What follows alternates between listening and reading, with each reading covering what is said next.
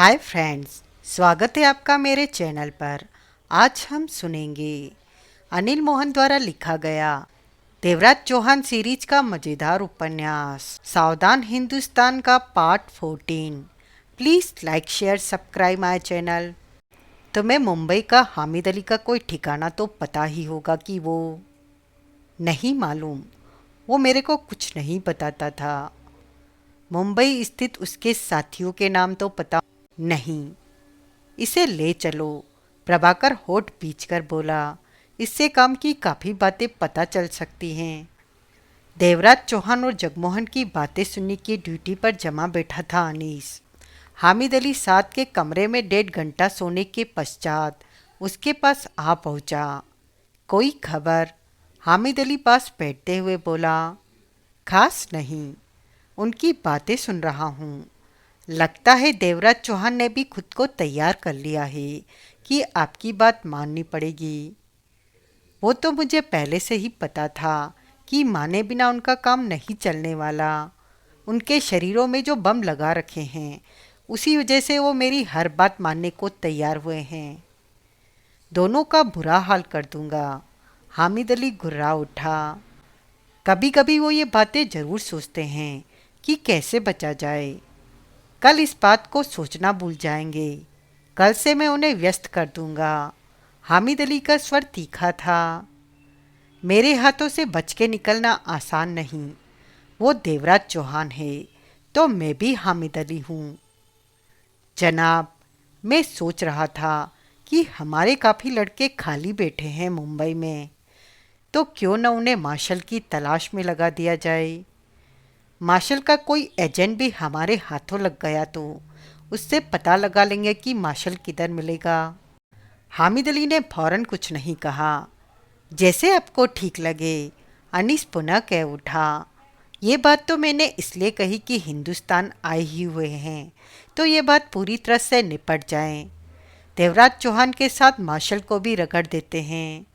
मोना चौधरी से फिर निपट लिया जाएगा। ख्याल बुरा नहीं है कि अपने लड़कों को मार्शल या उसके किसी एजेंट की तलाश में लगा दो। तभी स्पीकर से देवराज चौहान की आवाज़ उभरी। मुझे लगता है कल हामिद अली की बात हमें माननी पड़ेगी। मैं तो पहले ही कह रहा था। जगमोहन की आवाज़ आई। लेकिन इस बात की क्या गारंटी है? हमारे से ये काम करवा कर वो हमें जिंदा छोड़ देगा? वो हमें जिंदा नहीं छोड़ेगा। जगमोहन की आवाज़। वो हमें मारकर अपने भाई की मौत का बदला लेगा। ये बातें तो फिर उसकी बात मानने का क्या फ़ायदा? इस बारे में हामिद अली से बात करके देखो। कोई फ़ायदा नहीं। वो सच में हमें मार के ही रहेगा। हमें क्यों छोड़ेगा? हामिद अली जेब से फ़ोन निकालता जहरीले स्वर में कह उठा। तुम लोग पहला काम तो करो, उसके बाद तो मेरे शिकंजे में और भी बुरी तरह फंस जाओगे डकैती मास्टर साहब। हामिद अली ने नंबर मिलाकर फ़ोन कान से लगा लिया। अभी तो खेल शुरू होना है। अनीस की निगाह हामिद अली पर जा टिकी। दूसरी तरफ बेल गई। फिर देवराज चौहान की आवाज़ कानों में पड़ी। कहो हामिद अली, मैंने सोचा तुम्हारा हाल पूछ लूँ। ब्रेड पकोड़े सुबह बढ़िया रहे होंगे। मीठा स्वर था हामिद अली का। काम की बात करो। देवराज चौहान का शुष्क स्वर कानों में पड़ा। मैं तुम दोनों से वादा करता हूँ कि अगर मेरे मन मुताबिक पुलिस हेडक्वार्टर को बुरी तरह बमों से उड़ा दिया तो तुम दोनों को आज़ाद कर दूंगा, जान बख्श दूंगा। ये हामिद अली का वादा है। मतलब कि तुम हमारी बात सुन रहे थे। तुम दोनों में ट्रांसमीटर फिट है तो बात क्यों नहीं सुनूंगा? हामिद अली ने शांत स्वर में कहा। अगर ये काम ठीक से कर देते हो तो मैं तुम लोगों के सामने नोटों की ऑफर रखूंगा। करोड़ों रुपया दूंगा किसी खास काम करने के लिए। परंतु उससे पहले तुम दोनों साबित करके दिखाओ कि मेरे काम के लायक हो। मेरे से तुम दोनों को इतना पैसा मिलेगा कि डकैती करना छोड़ दोगे। वादा करते हो? वादा। मार्शल के काम हम पैसों के लिए करते रहे हैं, अब तुम्हारे काम भी पैसों के लिए कर देंगे। हमें कोई फर्क नहीं पड़ता। देवराज चौहान की आवाज़ हामिद अली के कानों में पड़ी। हमें तो नोट मिलने चाहिए। नोट मैं दूंगा, भर दूंगा तुम्हें नोटों से। मार्शल का पता बता दो, 10 करोड़ दूंगा। मैं नहीं जानता कि मार्शल कहाँ से अपने काम चलाता है। तभी मूसा का मोबाइल बजा। वो अपने फ़ोन में व्यस्त हो गया। मार्शल के किसी एजेंट का पता होगा कि वो कहाँ रहता। मार्शल के किसी एजेंट से हमारा वास्ता नहीं रहा। वो फ़ोन पर काम देता है और पैसे भिजवा देता है। तो कल तुम दोनों काम के लिए तैयार हो? हामिद अली ने पूछा। देवराज चौहान की गहरी सांस लेने की आवाज़ आई। फिर कह उठा, शायद तैयार ही हैं। कल बात करेंगे हामिद अली, कहकर उधर से देवराज चौहान ने फ़ोन बंद कर दिया था। हामिद अली ने कान से फ़ोन हटाया, मूसा को देखा। मूसा परेशान निगाहों से उसे देख रहा था। क्या हुआ? हामिद अली के होठों से निकला। हमारे पीछे कोई है जनाब। मूसा बेचैन स्वर में कह उठा। क्या मतलब? अलीबाग में सुनीता को कुछ लोगों ने पकड़ लिया। सुनीता को? जी जनाब। हमारा एक आदमी एक दिन के लिए रहने वहाँ पहुँचा तो घर का दरवाज़ा खुला पाया। आसपास रहने वाले लोगों से उसे पता लगा। 4 कारों में 10-12 आदमी आए थे। वो सुनीता के घर में घुस गए और 10 मिनट के बाद सुनीता को लेकर कारों में जा बैठे और चले गए। देखने वालों का कहना है कि वो सुनीता को ज़बरदस्ती ले गए। हामिद अली के होठ बिछ गए। हमारे पीछे कोई है, वरना सुनीता के बारे में किसी को खबर कैसे लग सकती थी? बहुत गलत हुआ। सुनीता हमारे काम की थी। वो लोग कौन थे? हामिद अली ने कठोर स्वर में पूछा। पता नहीं जनाब। हामिद अली होठ बीचे मूसा को देखता रहा। क्या करें जनाब, लगता है कोई नई मुसीबत सिर पे आ रही है। किसी को सुनीता का पता लगना संभव नहीं। हामिद अली शब्दों को चबाकर बोला। वो पुलिस वाले थे? नहीं जनाब, साधारण कपड़ों में थे। समझ में नहीं आता वे लोग कौन थे। कहीं ये सब देवराज चौहान और जगमोहन तो नहीं कर रहे? मूसा बोला। वो दोनों, क्या पता वो हमसे खेल खेल रहे हों। मुझे वो इन हालातों में उतने डरे हुए नहीं लगते जितने कि डरे हुए या परेशान उन्हें होना चाहिए। वो मज़े से ब्रेड पकोड़े बनाकर खा रहे हैं, जबकि उनकी तो जान सूखी होनी चाहिए कि आपने उनकी गर्दन पकड़ रखी है। वो सामान्य ढंग से बातचीत कर रहे हैं, जैसे कुछ हुआ ही न हो। वो कैसे कुछ कार्य करवा सकते हैं? हामिद अली बोला। दोनों हमारी नज़रों में हैं। उनकी बातें हम सुन रहे हैं। खोजी डिवाइस उनकी लोकेशन हर पल हमें बताती है और वो जानते हैं कि उनके शरीरों में बम फिट हैं। कुछ किया तो उसी पल मारे जाएंगे और मुन्ना अनीस उन पर नज़र रखे हुए हैं। इस मामले में उनका हाथ नहीं हो सकता। दोनों एक दूसरे को देखते रहे। सुनीता को कुछ लोगों द्वारा इस तरफ पकड़कर ले जाना हमारे लिए खतरे की घंटी है जनाब। 4 दिन पहले हम 2 दिन उनके पास थे। ये मामला हमसे जुड़ा है। बात बाहर निकली और सुनीता पर कुछ लोगों ने हाथ डाल दिया। ये तो अच्छा हुआ कि हमने दूसरा ठिकाना इसलिए चुन लिया कि वहाँ पर हमारे लोग आते जाते हैं। हम खामखा उनकी नज़रों में नहीं आना चाहते थे। अगर हमने ठिकाना न बदला होता तो अब तक न जाने क्या हो गया होता।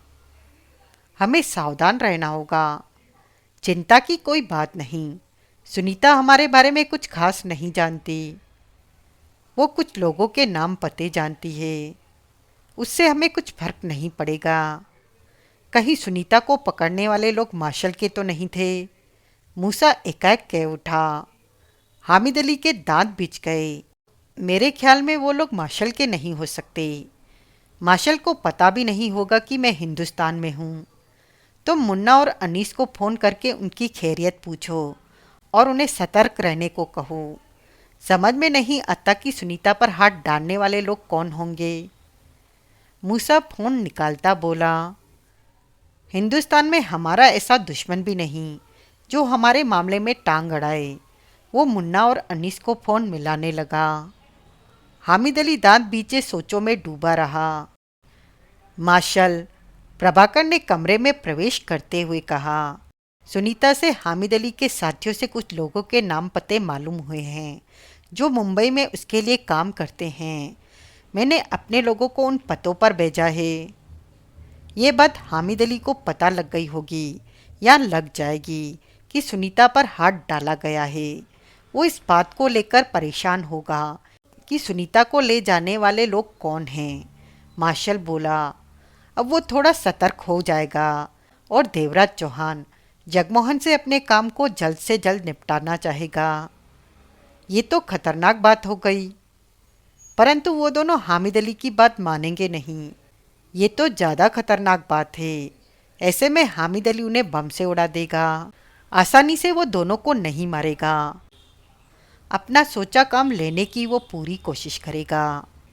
मार्शल, क्या ऐसा नहीं हो सकता कि देवराज चौहान और जगमोहन को हम कहीं पर बुलाएं और ऑपरेशन का सारा सामान पहले से ही तैयार रखें? उनके शरीर में लगा बम, खोजी डिवाइस और ट्रांसमीटर निकाल दें? ये संभव नहीं। इस दौरान उठने वाली आवाज़ों से हामिद अली आसानी से भाप जाएगा कि उनके शरीर के साथ छेड़छाड़ की जा रही है। ऐसा रिस्क वाला काम तभी किया जाएगा जब हमारे पास दूसरा रास्ता नहीं होगा। तो क्या अभी कोई रास्ता है? एक है, मार्शल बोला, परंतु पहले देखना होगा कि कल देवराज चौहान और जगमोहन क्या करते हैं। वो दोनों आपस में विचार विमर्श भी नहीं कर पा रहे होंगे ट्रांसमीटर की वजह से कि हामिद अली सुन लेगा। मार्शल ने प्रभाकर को देखा और शांत स्वर में कहा, वो दोनों कागज पर लिखकर आपस में बातें करते होंगे। तभी इंटरकॉम का बजर दबा। कहो, मार्शल ने इंटरकॉम का बटन दबाकर कहा। देवराज चौहान और जगमोहन बाहर निकल रहे हैं बंगले से। उनका इरादा डिनर करके लौटने का है। हमारे कितने एजेंट उन पर नज़र रख रहे हैं? एक उन दोनों पर, एक अनीस पर, एक मुन्ना पर नज़र रख रहा है। ठीक है, ऐसे ही चलने दो। नज़र रखने वालों से रिपोर्ट लेते रहो, कहकर मार्शल ने इंटरकॉम का बटन छोड़ा और प्रभाकर से कह उठा। तो मुन्ना ने कहा कि वो बम रिमोट के बारे में नहीं जानता। अनीस के पास के अलावा कोई दूसरा भी रिमोट है या नहीं, वो सिर्फ अनीस वाले रिमोट को ही जानता है। हाँ मार्शल, दो एजेंटों को देवराज चौहान और जगमोहन के आसपास लगा दो, जो कि ये जानने की चेष्टा करेंगे कि मुन्ना और अनीस के अलावा क्या कोई और भी है जो हामिद अली की तरह उन पर निगाह रख रहा हो। ऐसा होता तो मुन्ना हमें बता देता। जरूरी तो नहीं कि हामिद अली ने मुन्ना को सब कुछ बता रखा हो। क्या पता बम का दूसरा रिमोट लिए वहाँ पर कोई और मौजूद हो। हम तभी कुछ कर सकते हैं जब सारे हालात हमारे सामने हो। अगले दिन सुबह 8 बजे देवराज चौहान का फ़ोन बजने लगा तो उसकी नींद टूटी। हेलो, देवराज चौहान ने फ़ोन उठाकर कॉल रिसीव की। आज तुम्हें काम करना है देवराज चौहान। हामिद अली की आवाज़ कानों में पड़ी। जगमोहन को साथ ले लो, पुलिस हेडक्वार्टर उड़ा दो दोपहर तक। ये काम करने के बाद तुम लोग आज़ाद हो। अगर बम को एक्टिवेट करने में कोई समस्या है तो मैं आदमी भेज देता हूँ, वो तुम्हें समझा देगा। जल्दी से जल्दी काम पर लग जाओ और आज़ादी पालो। काम हो जाएगा हामिद अली, पर हमें थोड़ा वक्त दो, देवराज चौहान बोला। वक्त ही तो नहीं है, फौरन ये काम। अक्ल से काम लो। पुलिस हेडक्वार्टर में 4 बम लगाना खेल नहीं। किसी बाजार में बम रखने हो तो कहो, 2 घंटों में रख देते हैं, परंतु पुलिस हेडक्वार्टर में बम रखने के लिए वहाँ 1-2 चक्कर लगाने होंगे। उसे भीतर से देखना होगा, फिर तय करना होगा कि कहाँ बम रखे जाना ठीक होगा। ये आनन फानन वाला काम नहीं है। आजकल तो पुलिस हेडक्वार्टर में घुसना आसान नहीं है, चेकिंग होती है। तुम जैसे लोगों ने पुलिस हेडक्वार्टर उड़ाने की धमकी दे रखी है। मेरे आदमियों ने ये धमकी दी है। जल्दबाजी में काम बिगाड़ो मत। हम तुम्हें बताया था कि भीतर घुसने के लिए पुलिस वर्दियों का सहारा ले सकते हो। याद है मुझे, वो भी तो इंतजाम करना होगा। जो भी करना है जल्दी करो। उधर से हामिद अली ने तीखे स्वर में कहा, मैंने जो कहा है वो काम तुम लोगों को पूरा करना है, वरना बम से उड़ा दूंगा। मारे जाओगे। 11 बजे तक वर्दियों का इंतजाम करो। 3 बजे तक तुम दोनों पुलिस हेडक्वार्टर के भीतर का चक्कर लगाकर बाहर होगे। 4 बजे बमों के साथ दोबारा पुलिस हेडक्वार्टर में जाओगे और तयशुदा जगह पर बमों को लगा दोगे और बाहर आते ही धमाके कर दोगे। समझे डकैती मास्टर साहब? कहना बहुत आसान है हामिद अली, परंतु इस तरह पुलिस हेडक्वार्टर में बम लगाना और धमाके करना आसान होता तो तुम्हारे आदमी ये काम कब का कर चुके होते। देवराज चौहान ने गंभीर स्वर में कहा, तुम्हें पुलिस हेडक्वार्टर उड़ता देखना है, वो दिख जाएगा। मुझे अपने ढंग से काम करने दो। याद रखना, हर पल मेरी निगाह तुम पर है। जहाँ तुमने चालाकी करने की कोशिश की वहीं तुम दोनों को धमकी मत दो, हमें आराम से काम करने दो। कहने के साथ ही देवराज चौहान ने फ़ोन बंद किया और दूसरे कमरे में पहुंचकर जगमोहन को जगाते कहा, उठो, हामिद अली का फ़ोन आया है, हमें काम शुरू करना है। जगमोहन फौरन उठते हुए बोला, तो आज हमने पुलिस हेडक्वार्टर उड़ाना है, काम शुरू करना है। काम पूरा कब होता है, आज या कल, ये पता नहीं। तैयार हो जाओ। देवराज चौहान बोला, आज ही काम निपटा देते हैं, उसके बाद तो हामिद अली हमें छोड़ देगा। देखते हैं। जगमोहन ने पास रखा पेन उठाकर रजिस्टर पर लिखा, मार्शल का ही भरोसा है अब। मार्शल हमारी बातें सुन रहा है, वो ज़रूर कुछ करेगा। देवराज चौहान ने लिखा, हमें सबसे पहले पुलिस की वर्दियों का इंतजाम करना है ताकि हम पुलिस वाले बनकर आसानी से पुलिस हेडक्वार्टर में प्रवेश कर सकें और देख सकें कि हमें कहाँ बम लगाने हैं। देवराज चौहान बोला, तो पहले हम वहाँ जाकर देखेंगे। हाँ, मेरा तो ख्याल है कि बम साथ ही ले चलते हैं, हाथों हाथ लगा भी देंगे। जगमोहन बोला, ये खतरनाक होगा, हम भीतर प्रवेश करते हुए पकड़े जा सकते हैं। पहले हमें ये देखना है कि पुलिस की वर्दी में भीतर प्रवेश करते कोई समस्या तो नहीं आती। हर तरफ देखभाल के चलना है हमें। जैसा तुम ठीक समझो। जल्दी से तैयार हो जाओ, हमें कई काम करने हैं। देवराज चौहान ने कहा और सिगरेट सुलगाई। शायद शाम तक वहाँ बम ब्लास्ट करने में सफल हो जाएं। जगमोहन बेड से उतरता बोला, देखते हैं। देवराज चौहान और जगमोहन की नज़रें मिली। खतरनाक भाव थे दोनों की आंखों में। जगमोहन ने रजिस्टर में लिखा, अगर मार्शल ने कुछ न किया तो हम बचने वाले नहीं। मार्शल चुप नहीं बैठेगा, वो इस बारे में काम कर रहा होगा। देवराज चौहान ने लिखा। मार्शल ने प्रभाकर को देखा जो कि फ़ोन पर बात कर रहा था। फिर प्रभाकर फ़ोन बंद करके बोला, हमारे एजेंटों का कहना है कि देवराज चौहान और जगमोहन पर 2 आदमी ही नज़र रखे हुए हैं, मुन्ना और अनीस। मुन्ना को इस बारे में फ़ोन पर पूछो, मार्शल ने पूछा। प्रभाकर ने मुन्ना से बात की। क्या हो रहा है अब? प्रभाकर ने पूछा। देवराज चौहान और जगमोहन अपने बंगले से कार पर निकले हैं, मैं पीछे हूँ उनके। हामिद अली के कितने लोग उन दोनों पर नज़र रख रहे हैं। मेरे अलावा अनीस है, कोई और हो तो मुझे खबर नहीं।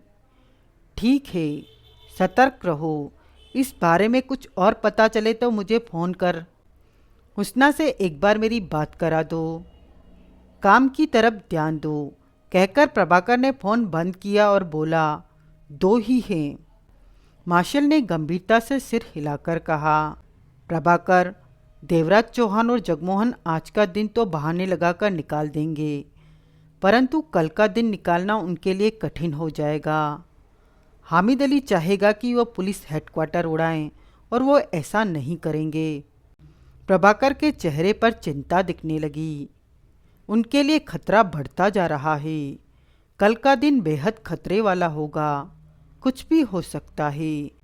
देवराज चौहान और जगमोहन हमसे इस बात की आशा अवश्य रखे होंगे कि हम कुछ करें, उन्हें इस मुसीबत से निकाले। प्रभाकर ने होठ बींच लिए। अनीस को इस तरह उठा लो कि वो पास में मौजूद रिमोट का इस्तेमाल न कर सके। हामिद अली दूसरा रिमोट इस्तेमाल कर देगा, प्रभाकर के होठों से निकला। अगर हुआ तो, मार्शल ने गंभीर स्वर में कहा। और अगर हुआ तो 90% चांस है कि नहीं होगा। बमों का एक ही रिमोट होता है, दो नहीं, मार्शल ने कहा। 10% का रिस्क है जो हमें लेना ही होगा। इतना रिस्क उठाए बिना हम कुछ नहीं कर सकेंगे। समझ गया मार्शल, प्रभाकर सख्त स्वर में कह उठा। तुम खुद अनीस को उठा लाने का काम करोगे। सतर्क रहना कि वो रिमोट का इस्तेमाल न कर सके। Yes marshal. अभी इस काम पर लग जाओ, अपने काम के एजेंटों को साथ ले लो। प्रभाकर पलटा और तेजी से बाहर निकलता चला गया। देवराज चौहान और जगमोहन पुलिस की वर्दी में थे। जगमोहन ने सब इंस्पेक्टर की वर्दी पहनी हुई थी और देवराज चौहान ने कांस्टेबल की। दोनों पूरी तरह पुलिस वाले लग रहे थे और इस वक्त पुलिस हेडक्वार्टर के बाहर मौजूद थे। वो देख चुके थे कि सामान्य लोगों को पुलिस की चेकिंग से होकर निकलना पड़ रहा था। उससे 100 कदम आगे इमारत के भीतर स्कैनर के साथ पुलिस वाले वहां से आने जाने वालों की तलाशी ले रहे थे, जबकि वर्दी वालों के लिए भीतर जाने के पास से ही अलग रास्ता था। उन्हें तलाशी से नहीं निकलना पड़ता था। देवराज चौहान और जगमोहन की नज़रें मिली। हम पुलिस वाले हैं, जगमोहन बोला। हमें दूसरी तरफ से भीतर जाना होगा। हमें मूछें लगाकर आना चाहिए था, किसी ने हमें पहचान लिया तो फंस जाएंगे, देवराज चौहान बोला। कोई सोच भी नहीं सकता कि डकैती मास्टर देवराज चौहान पुलिस की वर्दी पहनकर पुलिस हेडक्वार्टर में आ सकता है। ये सपने जैसा है। हम किसी की नज़रों में नहीं आने वाले। टोपी थोड़ा माथे पर झुका लो। देवराज चौहान ने टोपी को थोड़ा माथे पर झुका लिया। दोनों आगे बढ़े और पुलिस वालों की तरह छाती ताने भीतर प्रवेश करते चले गए। कुछ दूरी पर मौजूद अनीस ने उन्हें भीतर जाते देखा तो मोबाइल निकालकर मूसा का नंबर मिलाया। बात हो गई। वो दोनों अभी अभी पुलिस हेडक्वार्टर में गए हैं। अनीस ने फ़ोन पर कहा, तुम बाहर रहो और उनके आने का इंतज़ार करो। तो वो दोनों हमारा काम कर रहे हैं। अभी तक तो ऐसा ही लगता है कि वो काम कर रहे हैं। तो क्या तुम्हें कुछ शक है कि वो काम नहीं? वो काम कर दें तो तभी बात बनेगी। तुम सतर्क रहना, कहकर उधर से मूसा ने फ़ोन बंद कर दिया। अनीस ने फ़ोन जेब में रखा और आसपास देखा। थोड़ी दूरी पर चाय की दुकान नजर आई। वहाँ से वो हेडक्वार्टर के गेट पर ठीक से नज़र रख सकता था। वो उस तरफ बढ़ गया। दुकान फुटपाथ पर थी। कई लोग खड़े और बैठे थे, चाय पी रहे थे, अपनी चाय बनाने का इंतज़ार कर रहे थे। 15-17 लोगों की भीड़ थी। वहां पहुंचकर अनीस ने पुलिस हेडक्वार्टर के प्रवेश द्वार पर नज़र मारी। सब ठीक था। ये जगह नज़र रखने के लिए बेहतर थी। एक चाय बनाना, अनीस ने ऊंची आवाज़ में चाय वाले से कहा। अनीस की निगाह बार बार पुलिस हेडक्वार्टर के प्रवेश गेट से निकलने वाले पुलिस वालों को देख रही थी, जबकि वो जानता था कि अभी देवराज चौहान और जगमोहन को बाहर आने में वक्त लगेगा। तभी उसे किसी के अपने पास खड़े होने का एहसास हुआ। अनीस ने फौरन गर्दन घुमाकर उसे देखा। वो प्रभाकर था, परंतु अनीस के लिए वो अनजान था। दोनों की नज़रें मिली। प्रभाकर मुस्कुराया। अनीस मन ही मन सतर्क हुआ और उसने नज़रें फेर ली। तभी उसे लगा कि वो गिरता जा रहा है। 2 आदमी उसके सामने 2 कदमों पर आ पहुँचे थे। एक बाईं तरफ आ गया। अनीस एकाएक बेचैन हो गया। हेलो अनीस, प्रभाकर बोला। अनीस ने हैरानी से प्रभाकर को देखा। तुम मुझे जानते हो? अनीस के होठों से निकला। मैं तो हामिद अली को भी जानता हूँ, प्रभाकर ने शांत स्वर में कहा। अनीस पूरी तरह चौंका और उसी पल तेजी से दौड़ा। प्रभाकर ने फुर्ती से उसकी टांगों में टांगें फंसा दी। अनीस संभल न सका और छाती के बल नीचे जा गिरा। उसी पल प्रभाकर के एजेंटों ने बाहों से पकड़कर उसे उठाया और पास ही सड़क किनारे खड़ी वैन की तरफ खींचते चले गए। उसे वैन में डाला, दरवाज़ा बंद हुआ और अगले ही पल वैन दौड़ती चली गई। प्रभाकर अनीस की तलाशी लेने लगा। अनीस को पक्की तरह पकड़ रखा था, उसकी बाहें टांगें दबा रखी थी। वो गालियां देने लगा था। अब प्रभाकर ने उसकी जेब में मौजूद दोनों रिमोटों को बरामद कर लिया। इंस्पेक्टर पवन कुमार वानखेड़े पुलिस हेडक्वार्टर में अपने ऑफिस में मौजूद था और एक फाइल पर कुछ लिख रहा था। चेहरे पर व्यस्तता नजर आ रही थी। हमेशा की तरह वो सादे कपड़ों में था। तभी एक कांस्टेबल ने भीतर प्रवेश किया और सैल्यूट मारता कह उठा, सर, कमिश्नर साहब आपकी रिपोर्ट का इंतज़ार कर रहे हैं। उनसे कहो मैं 5 मिनट में आ रहा हूँ, लिखते हुए वानखेड़े बोला। यस सर, कांस्टेबल ने पुनः सैल्यूट दिया और बाहर निकल गया। तभी टेबल पर पड़े फ़ोन की बेल बजने लगी, परंतु वानखेड़े ने फ़ोन न उठाया। बेल बजकर बंद हो गई। कुछ देर बाद वानखेड़े उठा और फाइल बंद करके उसे थामे कमरे से बाहर निकलता चला गया। वो बहुत जल्दी में था। जो रिपोर्ट सुबह देनी थी वो व्यवस्था की वजह से अभी तक नहीं दे पाया था। तेज तेज कदम उठाता वानखेड़े गैलरी में आगे बढ़ा जा रहा था। पुलिस वाले आ जा रहे थे। सादे कपड़ों में कम ही लोग वहां पर थे। फिर वानखेड़े मोड़ से एक ऐसे रास्ते पर मुड़ा जहां कम पुलिस वालों का ही आना जाना होता था, क्योंकि उधर कमिश्नर साहब का ऑफिस था। जिसे कमिश्नर साहब से काम होता वो ही उधर आता। सामने से 2 पुलिस वाले आ रहे थे। जब वानखेड़े ने उन्हें क्रॉस किया तो एक उड़ती निगाह उन पर डाली, परंतु उसी पल उसके मस्तिष्क को तीव्र झटका लगा। 2 कदम आगे बढ़ चुका वानखेड़े थम गया और तेजी से घूमा। उन दोनों पुलिस वालों में से एक ने पलटकर देखा। वो जगमोहन था। वानखेड़े और जगमोहन की नजरें मिली। वानखेड़े की आंखें हैरानी से फैलती चली गई। तुम वानखेड़े के होठों से निकला। डकैती मास्टर देवराज चौहान, पुलिस की वर्दी में, पुलिस हेडक्वार्टर में। वो देवराज चौहान और जगमोहन थे। वो वानखेड़े है, उसने हमें देख लिया है, जगमोहन सकपकाकर बोला। देवराज चौहान ठिठका और पलटा। वानखेड़े से उसकी भी निगाह मिली। ओह इंस्पेक्टर साहब, जगमोहन कह उठा। आशा नहीं थी कि हमें कि आपसे मुलाकात हो जाएगी। तुम दोनों पुलिस हेडक्वार्टर में, हिम्मत पर हैरानी है तुम दोनों की। वानखेड़े को जैसे होश आया, उसका हाथ जेब में पड़े रिवॉल्वर की तरफ बढ़ा। कौन यकीन करेगा इस बात पर कि देवराज चौहान। उसी पल देवराज चौहान दौड़ा और वानखेड़े पर छलांग लगा दी। यह सब कुछ पलों में हो गया। वानखेड़े रिवॉल्वर न निकाल सका।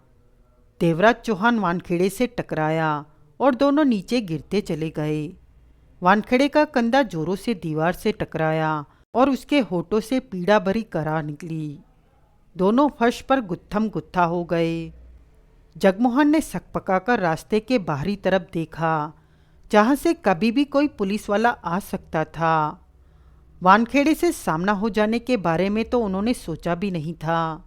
तभी देवराज चौहान ने दांत बींचकर जोरों से घूसा, वानखेड़े की कनपट्टी पर मारा। वानखेड़े के होठों से करार निकली।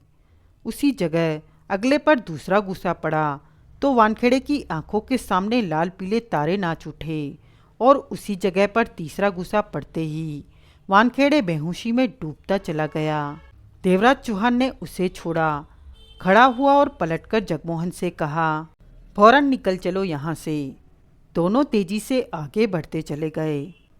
लगता है पुलिस हेडक्वार्टर में किसी पुलिस वाले ने उन्हें पहचान लिया है, मूसा बोला।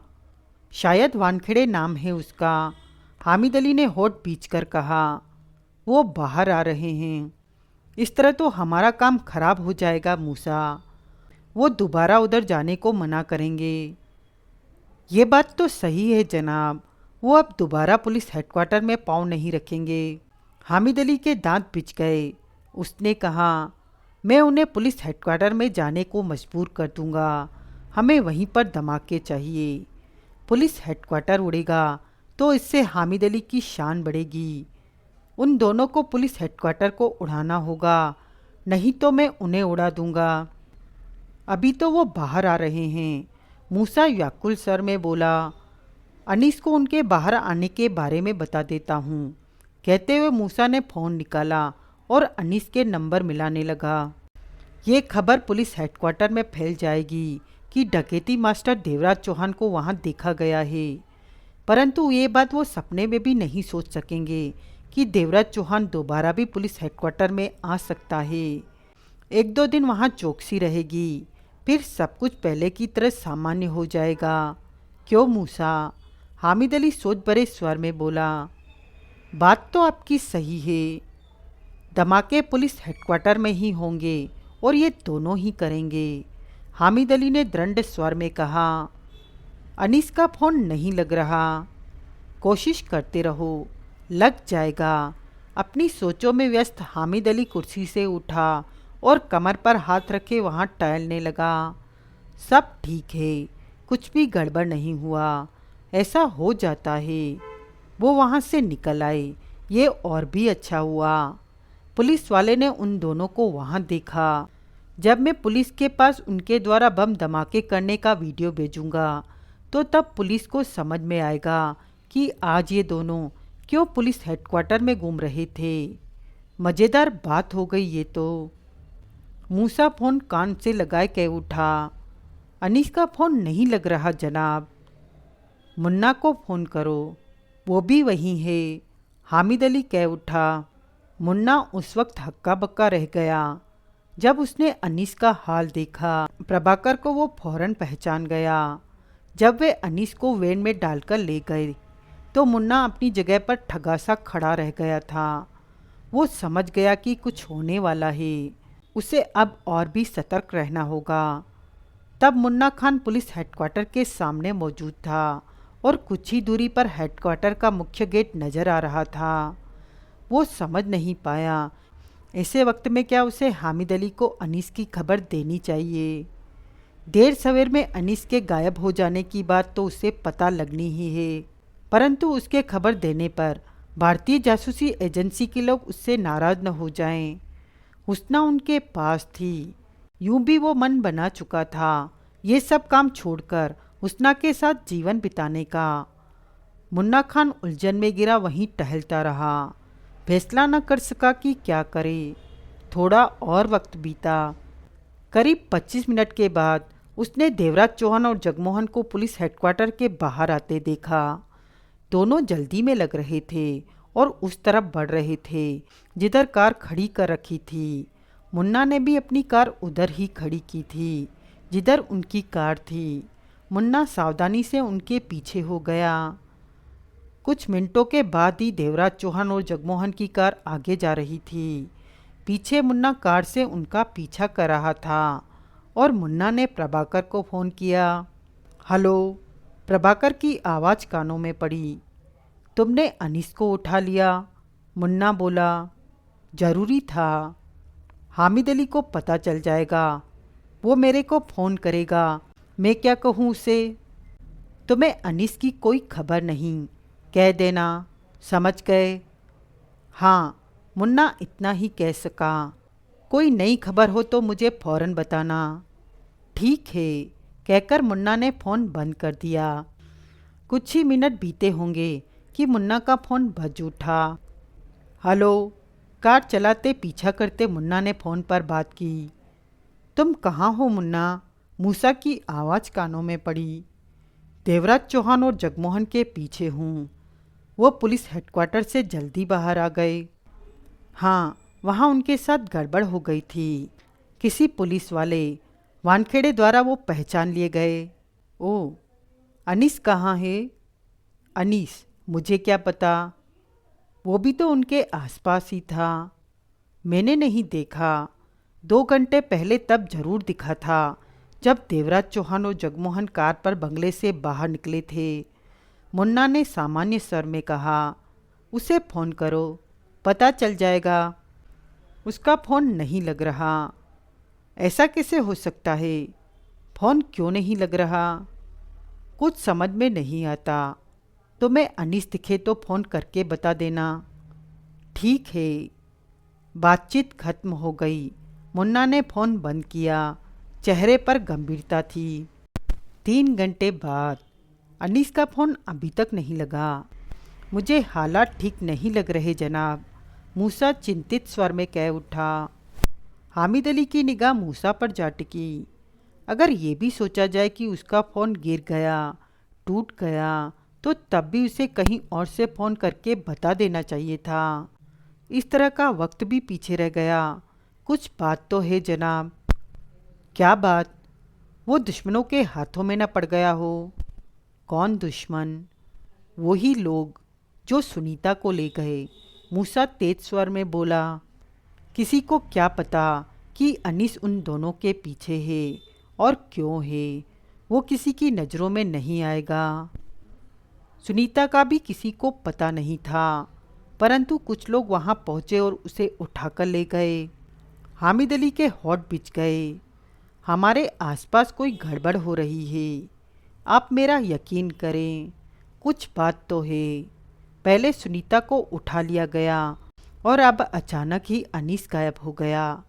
मूसा ने शब्दों को चबाकर कहा, कुछ देर इंतज़ार करो, फ़ोन आ जाएगा उसका।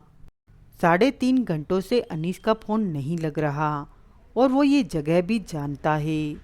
मूसा कह उठा, अगर वो दुश्मनों के हाथों में पड़ गया है तो यहाँ हम फंस सकते हैं। हामिद अली के होठ सिकुड़े। निकल चलो यहाँ से।